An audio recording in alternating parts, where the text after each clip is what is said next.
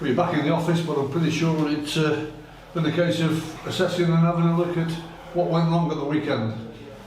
Yeah, as always, I mentioned it a few times, that process of reflection and finding out where, who, why.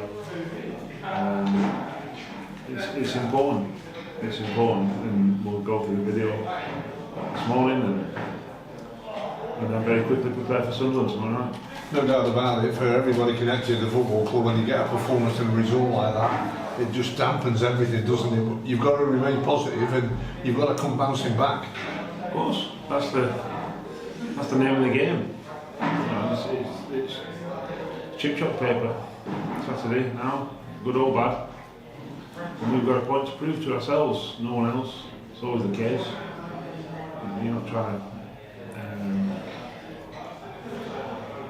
defeat anyone other than yourself, if you like. The biggest competition should be against yourself. That's probably a better way to put it. And that doesn't change. Obviously, we've got one of the big boys coming into town tomorrow night, but that shouldn't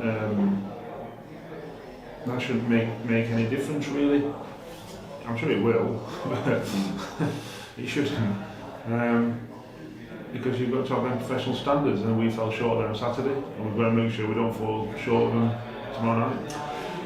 It's interesting just listening back as well, Dave, over the weekend myself, to what you said when you said that you felt at times your players went away from what they should have been doing and not playing as a team and playing more as individuals.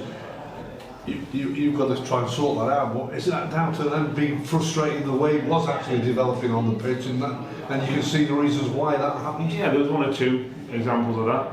There was one or two examples where it definitely wasn't that, and it was more,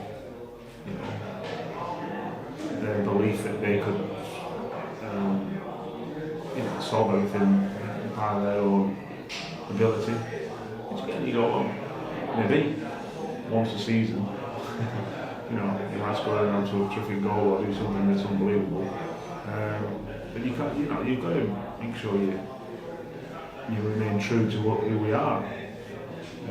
So on one hand you go, well, maybe that's slightly justified. On the other hand you go, definitely not.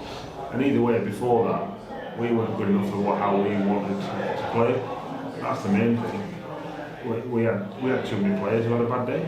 It's as simple as that. And if you do that, then you're always going to perform probably like we perform.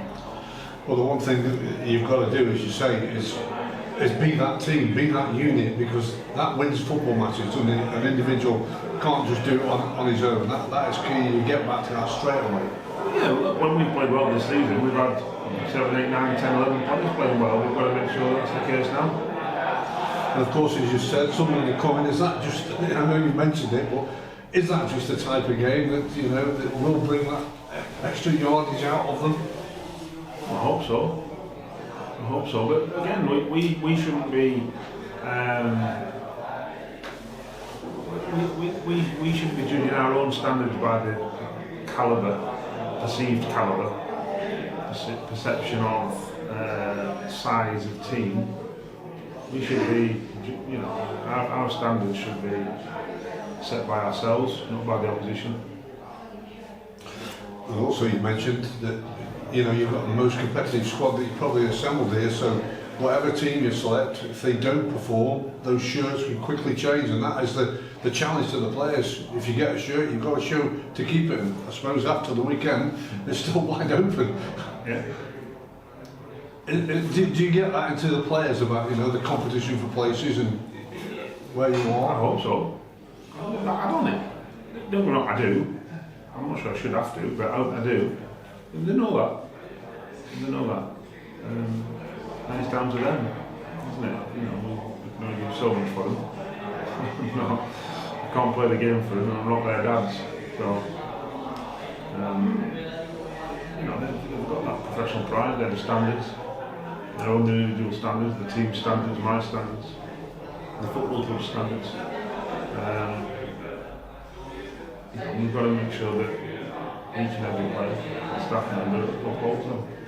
The next game is always the most important one. It's gone, you can't do anything about it. Whatever happened with the referee, whatever the decision were wrong, they've all gone. It's down to Tuesday night to try and get yourself back on the road, because there's a long way to go. and it's still tight and compact there. It's key that you're sticking with that group of clubs down there. Of course. I think you find out who people are in adversity. I think it focuses the mind. I think it's so much more of a barometer, a gauge when the chips are down of whose character, whose personality you want in the trenches with you. And we'll find out, I'm sure. We'll find out tomorrow night.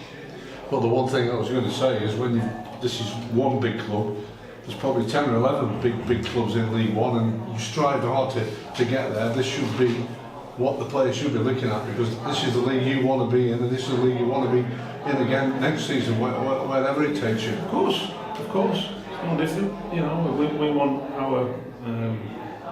all our players to go at the highest level they can. It's as simple as that. And at the minute it's League One, and tomorrow night it's Sunderland, and Saturday it's the Championship club from last year. So we know that the challenges are there, but we've got to make sure we rise to any challenge that's put in front of us. But we've got to make sure we challenge ourselves, if you like. We've got to, like I say, it's our standards, no one else's. And if we match our standards every week, then we'll be fine. When we dip below, well, you'll see performances like Saturday.